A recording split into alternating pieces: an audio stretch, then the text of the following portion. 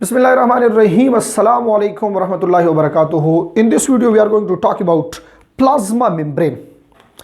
अच्छा जी, इससे पहले सेल मेम्ब्रेन के ऊपर हमने बात की, अब आ रहे हैं प्लाज्मा मेम्ब्रेन की तरफ। सेल मेम्ब्रेन और प्लाज्मा मेम्ब्रेन। तो इस लेक्चर में आज आपने जो चीज़ें देखनी है, सबसे पहले इसके डिफरेंट मॉडल्स देखेंगे, इसका जो क्रोनोलॉजिकल डेवलपमेंट जो है, कैसे 1925 से 1972 तक डिफरेंट मॉडल प्रपोज हुए and which one is the most acceptable model. Clear.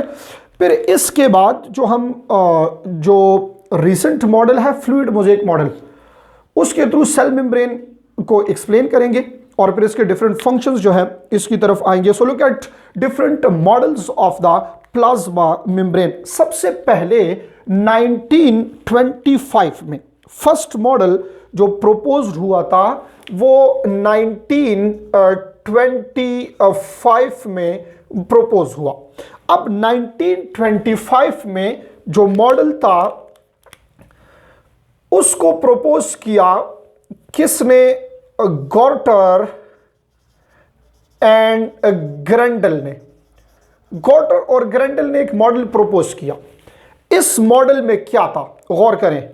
In this model इन्होंने सिर्फ और सिर्फ किस चीज का जिक्र किया? लिपिड बाइलेयर का जिक्र इसमें हुआ। यानी अगर आप देखें तो प्लाज्मा मेम्ब्रेन में लिपिड, प्रोटीन, कार्बोहाइड्रेट और भी बहुत सारी चीजें हैं। तो 1925 में जो फर्स्ट मॉडल प्रपोज हुआ था, उन्होंने सिर्फ और सिर्फ किस चीज को एक्सप्लेन किया है? लिपिड बाइलेयर को इन्होंने एक्सप्लेन किया है। क्लियर हो गई ये बात। फिर इसके बाद एक और मॉडल 1935 में एक और मॉडल प्रपोज हुआ। वो मॉडल किसने प्रपोज किया था? Danielli and Davson. और इन्होंने जो मॉडल दिया, इन्होंने किस चीज का जिक्र किया? इन्होंने भाई जिक्र किया था लिपिड्स एंड प्रोटीन कि इस प्लाज्मा मेम्ब्रेन की कंपोजिशन में लिपिड और प्रोटीन दो चीजें हैं। फिर थर्ड मॉडल जो है वो 1959 में प्रपोज किया किसने? रॉबर्टसन ने। और रॉबर्टसन का जो मॉडल है इसको कहा जाता है unit membrane model. Unit membrane model. Clear. अच्छा, यूनिट मेम्ब्रेन मॉडल में और रीसेंट जो फ्लूइड मोज़ेक है उसमें क्या फर्क है, यह सीखना यहां पे जरूरी है। यूनिट मेम्ब्रेन मॉडल जो इसने प्रपोज किया, इसके मुताबिक लिपिड्स और प्रोटीन दो चीजों का जिक्र किया है। बस इसने सिर्फ यह कहा कि इस लिपिड के दरमियान में ये जो प्रोटीन्स हैं ये फिक्स्ड लाइक अ सैंडविच है। क्लियर। ये प्रोटीन फिक्स्ड है। फिर रिसेंट 1972 में जो मॉडल प्रपोज हुआ, that was proposed by Singer and Nicolson. अच्छा, सिंगर एंड निकोलसन ने जो मॉडल प्रपोज किया उसको कहा जाता है fluid mosaic model. Fluid mosaic model. According to this model, अब हम प्लाज्मा मेम्ब्रेन जो यहां पे पढ़ने लगे हैं, ये हम इस मॉडल के मुताबिक पढ़ेंगे। According to fluid mosaic model, cell membrane और plasma membrane is a sea of lipids. A sea of lipids in which proteins are floating। Clear हो गई ये बात। देखिए, यूनिट मेम्ब्रेन मॉडल जो रॉबर्टसन का है उसमें और फ्लूइड मोज़ेक में फर्क क्या है? The basic difference is that इसने भी लिपिड और प्रोटीन का जिक्र किया है, बट ही सेज के ये लिपिड बाइलेयर जो है ना, इसके दरमियान में ये प्रोटीन फिक्स्ड एक जगह पे पड़े हैं। एंड फ्लूइड मोज़ेक मॉडल के मुताबिक ये सी ऑफ लिपिड है जिसमें प्रोटीन्स क्या कर रहे हैं? फ्लोट कर रहे हैं। तो यहां पे मैं जो मॉडल बनाने लगा हूं, this membrane model is according to plasma membrane according to fluid mosaic model. जरा आप गौर से देखें मेरी तरफ। अब ये मॉडल, ये स्ट्रक्चर आप सीख लें तो थोड़ी सी आपके लिए बात आसान हो जाएगी। देखें, सपोज करें ये आपके पास इस वक्त है लिपिड बाइलेयर। अच्छा, इसको थोड़ा सा चेंज करके बना ले ताकि सीखने में आपके लिए आसानी हो। पहले इधर देखें, यहां दो चीजें मैं लिख रहा हूं। This region is outside the cell, ये सेल का आउटसाइड है, ठीक है। और ये रीजन जो है ये क्या है, ये सेल का इनसाइड है, ताकि आपके लिए थोड़ी सी आसानी हो इसमें, ठीक है। ये आउटसाइड और इनसाइड। अब प्लाज्मा मेम्ब्रेन का जो स्ट्रक्चर आप देख रहे हैं, ये आपके पास लिपिड बाइलेयर यहां पे है। ये फर्स्ट एक लेयर है ये, और यहां ये इसका हुआ भाई सेकंड लेयर। अब गौर करें इस डायग्राम की तरफ, इसको आपने सीखना है। यहां पे ये क्या लगा है, ये लिपिड बाइलेयर है। अब एक क्वेश्चन ये बनता है कि हमारे पास लिपिड्स के तो बहुत सारे टाइप्स हैं, ये उनमें से कौन सा लिपिड है। तो याद रखें, ये लिपिड बाइलेयर जो आपके पास बना है, ये कौन सा लिपिड होगा, दिस इज एक्चुअली फॉस्फोलिपिड। कौन सा लिपिड है, ये फॉस्फोलिपिड है। अब ये देखते जाए आप, ये फॉस्फोलिपिड के दरमियान में कुछ प्रोटीन्स हैं, कुछ इंट्रिंसिक प्रोटीन है, कुछ एक्सट्रिंसिक प्रोटीन है। ये चीजें इंतहाई जरूरी है। देखें, ये लिपिड बाइलेयर है, कौन सा लिपिड है, फॉस्फोलिपिड है जनाब। ये देखिए आप, लिपिड बाइलेयर मैं लिख लेता हूं, अब फॉस्फोलिपिड बाइलेयर। ये इन और आउट मैंने क्यों लिखा है अभी आपको पता चल जाएगा, क्योंकि एक्सट्रिंसिक और इंट्रिंसिक में डिफरेंशिएट करना है। अब देखिए मेरी तरफ, कुछ प्रोटीन्स इधर हैं, ये देखें, ये प्रोटीन ऐसे यहां पे लगा हुआ है। अब ये प्रोटीन इस लिपिड बाइलेयर में एम्बेडेड है। इस फॉस्फोलिपिड बाइलेयर में ये प्रोटीन मॉलिक्यूल जो है ये इसके अंदर पड़ा है, एम्बेडेड है, सरफेस पे नहीं है। तो इसको आपने मेम्ब्रेन प्रोटीन नहीं कहना, इसको कौन सा प्रोटीन कहना है, इंटीग्रल प्रोटीन इसको कहना है। कौन सा प्रोटीन है, ये इंटीग्रल प्रोटीन है। गौर से देखिए, जगह जगह पे ये आपके पास ऐसे लिपिड बाइलेयर के अंदर ये प्रोटीन जो है ये पड़ा हुआ है। क्लियर हो गई ये बात। कोशिश कर रहा हूं कि डायग्राम में ऐसे ड्रा करूं ताकि आपको क्लियर हो कि ये चीज कहां पे है। This protein is called intrinsic. ये क्या है, इंट्रिंसिक प्रोटीन है। अब एक्सट्रिंसिक कहां पे है, जो दूसरा प्रोटीन है सेकंड, वो कहां पे है। पहले आप स्ट्रक्चर सीखेंगे तो स्ट्रक्चर के बाद डिफरेंट चीजों के फंक्शंस जो है वो हम लिखेंगे, वो आपके लिए थोड़ा सा आसान होगा। इधर देखें मेरी तरफ, ये पॉइंट बहुत इंपॉर्टेंट है। एक्सट्रिंसिक प्रोटीन असल में ये है, मैं आपको ये बता रहा हूं कि ये एक्सट्रिंसिक प्रोटीन जो है ना, ये असल में एक साइट पे है। This protein is extrinsic. तो एक्सट्रिंसिक प्रोटीन मेम्ब्रेन के एक साइट पे है, और इसको आप सरफेस प्रोटीन या मेम्ब्रेन प्रोटीन भी कह सकते हैं। सरफेस प्रोटीन या मेम्ब्रेन प्रोटीन भी कह सकते हैं। अगर आपसे पूछा जाए कि ये मेम्ब्रेन प्रोटीन की अटैचमेंट लिपिड पे है या इंट्रिंसिक प्रोटीन पे है, तो याद कर लें कि ये extrinsic protein is actually attach with intrinsic protein. ये इंट्रिंसिक के सरफेस पे है, तो ये सेल मेम्ब्रेन के सरफेस पे आपको नजर आ रहा है जो सरफेस प्रोटीन है, and this is responsible to receive different thing. और ये जो इंटीग्रल है वो डिफरेंट फंक्शंस के लिए है, जो एक्सट्रिंसिक है ये डिफरेंट फंक्शंस के लिए। अब इसमें मौजूद है आपके पास कुछ जगहों पे कार्बोहाइड्रेट्स। ये देखें, यहां पे ये मौजूद है आपके पास कार्बोहाइड्रेट्स, ठीक है। कार्बोहाइड्रेट्स परसेंटेज के लिहाज से भी हमने देखना है कि कौन सी चीज कितने परसेंटेज में मौजूद है। तो ये सिंपल सी बात, मैं यहां पे सिर्फ लिख लेता हूं कार्बोहाइड्रेट्स। स्ट्रक्चर के लिहाज से देखें तो इसको मैं नाम देता हूं यहां पे कोलेस्ट्रॉल, कुछ कोलेस्ट्रॉल भी इसके अंदर मौजूद है। अगर आपसे पूछा जाए एक्सट्रिंसिक प्रोटीन या मेम्ब्रेन प्रोटीन कहां पे है, तो ये इन और आउट मैंने सिर्फ इस वजह से लिखा था कि आपको ये याद हो कि ये एक्सट्रिंसिक असल में इनसाइड पे है। कौन से साइड पे? इनसाइड पे, because it receive different things. जो सेल के इन्वायरमेंट से चीजों को रिसीव करना है ना, तो इसको एक्सट्रिंसिक प्रोटीन रिसीव करेगा। और अगर बाहर से किसी चीज को रिसीव करना है तो मोस्टली इसको कौन रिसीव करता है? इसको कार्बोहाइड्रेट, जो मेम्ब्रेन कार्बोहाइड्रेट है वो इसको रिसीव कर रहा है। अगर आप according to fluid mosaic model composition of plasma membrane देख लें कि इसकी कंपोजिशन में कौन कौन सी चीजें मौजूद हैं, तो देखिए जरा। सबसे पहली चीज इसमें जो लिपिड्स हैं ये पड़े हैं असल में 20 to 40%। फिर इसके बाद जो प्रोटीन मॉलिक्यूल है ये है 60 to 80%।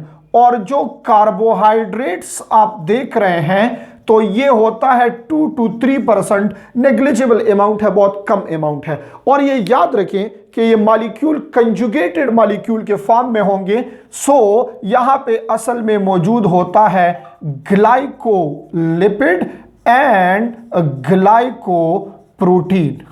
तो मेम्ब्रेन कार्बोहाइड्रेट याद रखें, जो मैंने एक्सट्रिंसिक प्रोटीन लिखा है ना, ये अटैच है इंट्रिंसिक पे, बट जो कार्बोहाइड्रेट है तो वो लिपिड पे भी अटैच है और प्रोटीन्स के ऊपर भी अटैच है। इसलिए हम कहते हैं कि ग्लाइकोलिपिड और ग्लाइकोप्रोटीन जो है ये प्रेजेंट है। यहां तक तो बात क्लियर हो गई है। ये आपके पास आ गया है structure of plasma membrane according to fluid mosaic model. अब हमने तीन चीजें देखनी है। What is the role of this protein, what is the role of lipid and what is the role of carbohydrate। ये तीन चीजें यहां सीखना इंतहाई इंपॉर्टेंट है। तो ये मॉडल्स जो हैं इसको मैं यहां से मिटा देता हूं क्योंकि ये तो आपके बुक में है और यहां पे भी आपने देख लिए हैं। और अगर आपने दोबारा देखना है तो वीडियो को थोड़ा सा पीछे करके आप इसको दोबारा देख सकते हैं। Let me talk about the functions of proteins and the function of lipids in plasma membrane. जरा आप गौर से अब देखें मेरी तरफ, ये इंतहाई इंपॉर्टेंट पार्ट है इस लेक्चर का। कुछ कंसेप्चुअल चीजें हैं। नंबर 1, याद रखें कि लिपिड्स की